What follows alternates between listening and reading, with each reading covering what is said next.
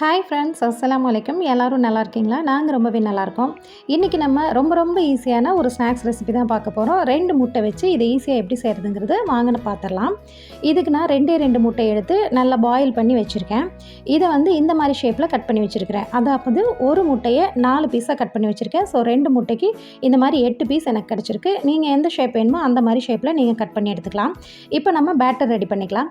ஒரு 2 table spoon போல் மைதா மாவு எடுத்திருக்கேன். இதுவே வந்து அதிகம்தான், நமக்கு மீதி தான் ஆகும். இது கூட காரத்துக்கு ஒரு 1/2 டீஸ்பூன் போல் மிளகாய்த்தூள், கொஞ்சம் போல் உப்பு எல்லாத்தையுமே சேர்த்துட்டு அந்த உப்பு எங்கேயும் படாத மாதிரி எல்லா பக்கமும் மிக்ஸ் ஆகிற மாதிரி நல்லாவே வந்து நல்லா மிக்ஸ் பண்ணி விட்டுக்கோங்க. தண்ணி எதுவும் சேர்க்க வேண்டாம். இப்போ நமக்கு பேட்டர் ரெடி ஆகிடுச்சு. இப்போ ஒரே ஒரு முட்டை எடுத்துக்கோங்க. ஒரே ஒரு முட்டை எடுத்துகிட்டு இதில் நம்ம உப்பெல்லாம் எதுவும் சேர்க்க தேவையில்லை. நல்லா பீட் பண்ணி வச்சுக்கோங்க. இதுவுமே நமக்கு மீதி தான் வரும். நான் வந்து 2 முட்டை எடுத்துருக்கிறதுனால இந்த அளவுகளுக்கு எடுத்திருக்கேன். நீங்கள் எக்ஸ்ட்ரா வேணும்னு நீங்கள் எக்ஸ்ட்ரா எடுத்துக்கலாம்.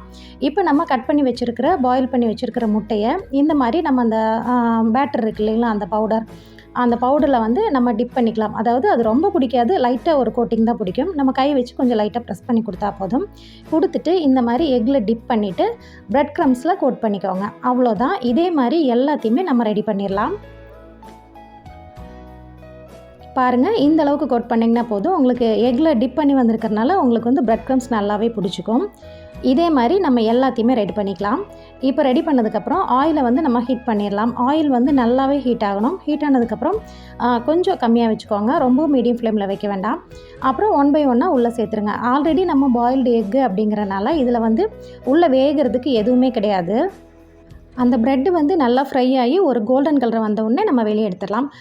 ரொம்ப ஈஸியாக செய்யக்கூடிய ரெசிபி தான் இது. நம்ம எக்கு பாயில் மட்டும் பண்ணினா போதும். ஒரு 5 நிமிஷத்துக்குள்ளேயே ரொம்ப ஈஸியாக செய்ய முடியும். குழந்தைங்களுக்கு இது எக்குனால ரொம்பவே ஹெல்த்தியான ரெசிபி. இதில் வந்து டொமேட்டோ சாஸ் இல்லை மயோனைஸ் தொட்டு சாப்பிட ரொம்ப நல்லாயிருக்கும். கண்டிப்பாக இந்த ரெசிபி உங்களுக்கு பிடிச்சிருக்கும்னு நினைக்கிறேன். இந்த ரெசிபி உங்களுக்கு பிடிச்சிருந்ததுன்னா நீங்களும் உங்கள் வீட்டில் ட்ரை பண்ணி பாருங்கள். நம்ம சேனல் இப்போ தான் நீங்கள் ஃபஸ்ட் டைமாக பார்க்குறீங்கன்னா நம்ம சேனல் ஆக சப்ஸ்கிரைப் பண்ணிக்கோங்க. இந்த மாதிரி ஈஸியான டேஸ்டியான ரெசிபிஸ் நிறைய இருக்குது. ஓகே ஃப்ரெண்ட்ஸ், நெக்ஸ்ட் வீடியோவில் பார்க்கலாம். தேங்க்ஸ் ஃபார் வாட்சிங்.